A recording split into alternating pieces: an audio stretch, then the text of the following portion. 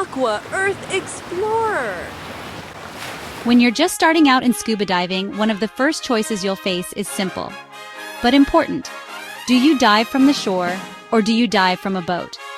Both offer incredible experiences, but each comes with its own set of challenges, surprises, and hidden costs.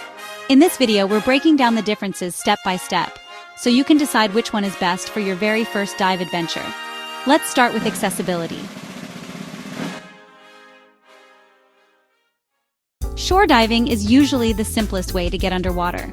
You don't need to worry about reservations, boat schedules, or long travel times. You strap on your gear, walk into the water, and descend. For many beginners, this feels less intimidating.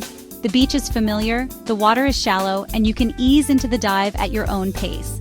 Another advantage is flexibility. If the weather changes or you want to dive on short notice, a shore dive can often be done without much planning. You can also choose how long you stay.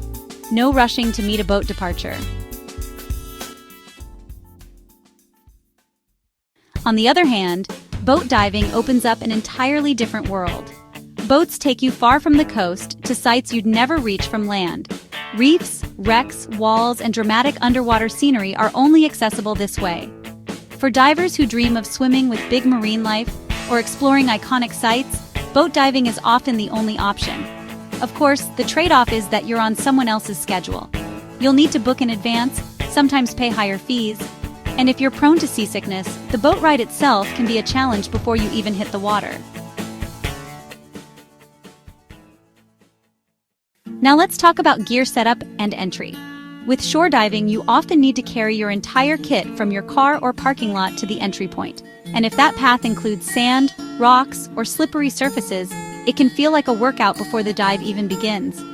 Lugging tanks and weights in hot weather or across long stretches can be exhausting, and for some beginners, that effort adds a layer of stress. When you reach the shoreline, entering the water also requires some skill.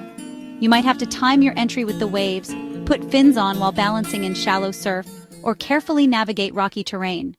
Boat diving usually makes all of this easier. Your gear is set up on deck, and often the crew will help prepare tanks or even swap them for you between dives. When it's time to enter the water, you can back roll off the side or take a giant stride into open water. No surf, no rocks, no balancing act. For beginners, this convenience can make the entire dive experience smoother and less tiring. But again, it comes at a cost, and we'll get into that in just a moment. Let's move on to the heart of why people dive: the marine life and overall experience. Shore dives usually stay shallow, with longer bottom times and calmer conditions. These are great opportunities for spotting macro life, tiny but fascinating creatures like nudibranchs, shrimp, crabs, and juvenile fish. If you're interested in underwater photography, shore dives are often perfect for practicing close-up shots and building your confidence in the water. Boat dives give you access to something completely different. These dives often take you deeper, along dramatic reef walls or coral gardens. This is where you're more likely to encounter large pelagic animals, sharks, manta rays, schools of barracuda, or even whale sharks in the right regions. It's the difference between exploring your backyard tide pool and venturing out into the wild open ocean. Both have their magic, but they're very different kinds of experiences. Now let's talk about costs. Shore dives are almost always cheaper. In many cases, they're free once you have your gear. You might pay for equipment rental, a parking fee, or maybe a guide if you want extra safety, but the costs are minimal compared to a boat trip. Boat diving requires more investment. You'll need to pay for the charter, and most dive operators also expect tips for the crew. Many boat trips are booked as packages with multiple dives, so the price per day can climb quickly. That said, the value can be undeniable. You're paying not only for the dive itself, but for the crew's expertise, the transportation, and the chance to visit sites you'd never reach otherwise. For many divers, the higher price is worth it for the adventure alone. So which one is really better for beginners? If you want something affordable, flexible, and close to home, shore diving is the way to go. It lets you build skills slowly, stay shallow, and repeat dives without breaking the bank. You'll also learn a lot about self-sufficiency, since shore diving often requires handling your gear and entries independently. If you'd rather maximize your chances of seeing large marine animals, explore breathtaking underwater landscapes, and avoid the struggle of carrying gear across the sand, then a boat trip may be the better choice. You'll pay more, but you'll also experience a side of diving that's hard to match from the beach. The truth is, both options are valuable.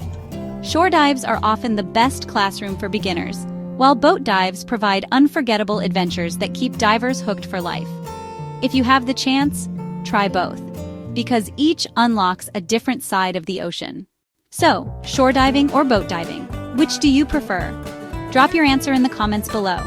Remember, whether you walk in from the beach or roll back off the side of a boat, every dive is a chance to discover something new. Thanks for watching, and I'll see you underwater.